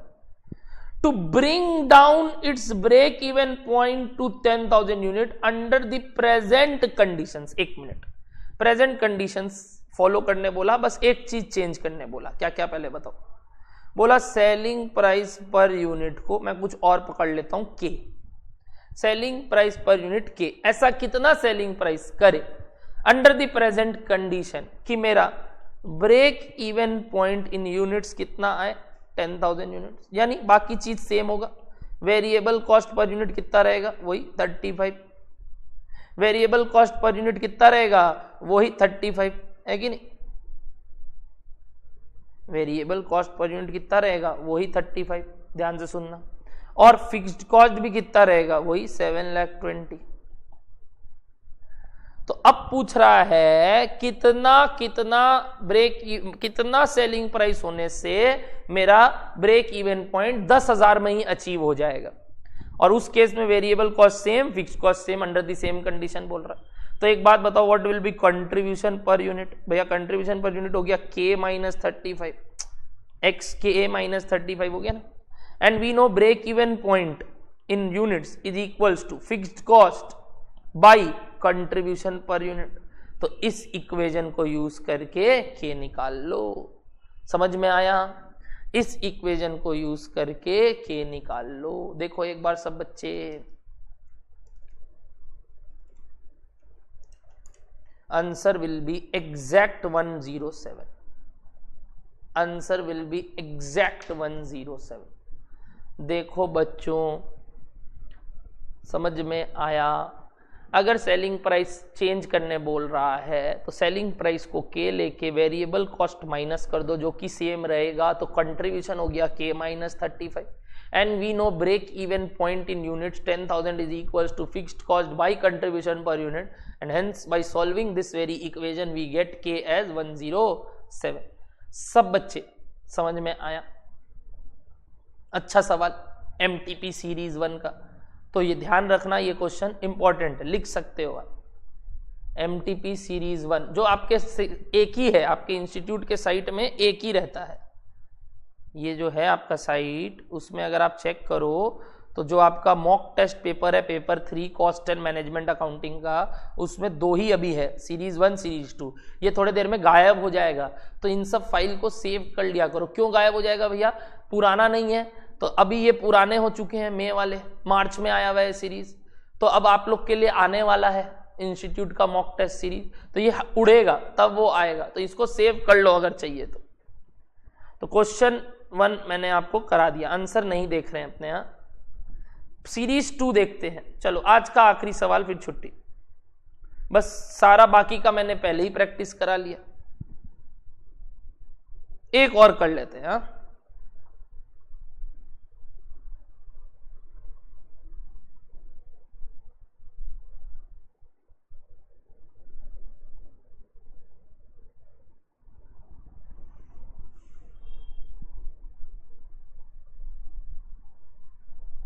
यही है।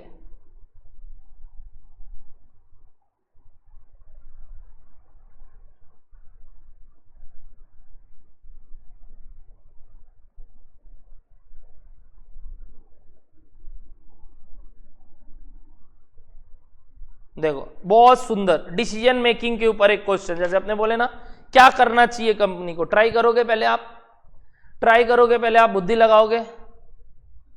हाँ मेरे ऐप में डाला हुआ है, बिल्कुल सही बोला हूं उनका।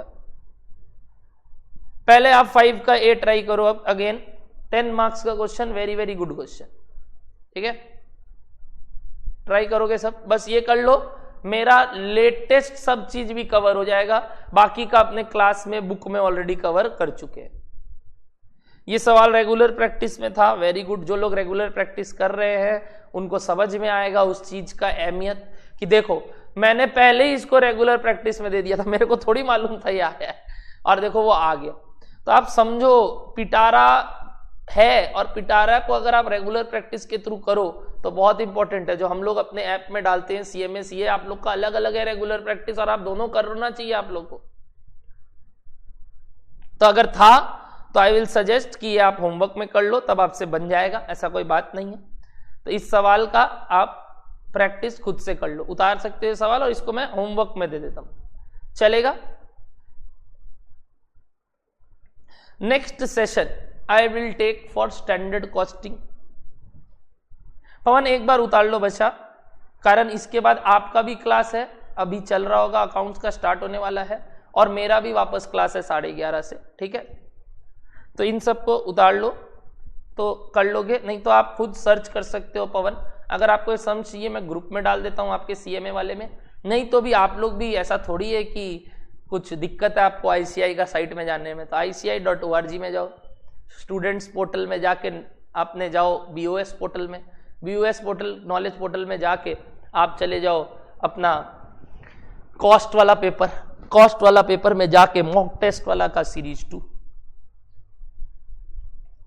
क्या एक बार वो जो कमी थी जो आप भूल रहे थे काफी दिन से, मार्जिनल कॉस्टिंग कब हुआ था सीए में, क्या डन है? आपको रिवीजन हो गया बच्चा लोग, प्रैक्टिस हो गया एक बार के लिए? ऐसे ही मिलते रहेंगे, चलेगा आप लोग को वापस से। बोलो बोलो बोलो मेरे प्यारे, क्या बोलूं तुम लोग को, डिसाइपल्स ना भैया अभी नहीं हुए, अच्छा ठीक है। हाँ पवन बताओ, मजा आया, समझ में आया सब चीज? एक क्विक रिवीजन हो गया आप लोग के लिए। क्विक क्या भैया, 1.5 घंटा आपने ले लिया। अरे 1.5 घंटा में काम का बात कितना की ये भी तो देखो। दारुन सर दारुन, एरोकोम चोलवे चोलवे।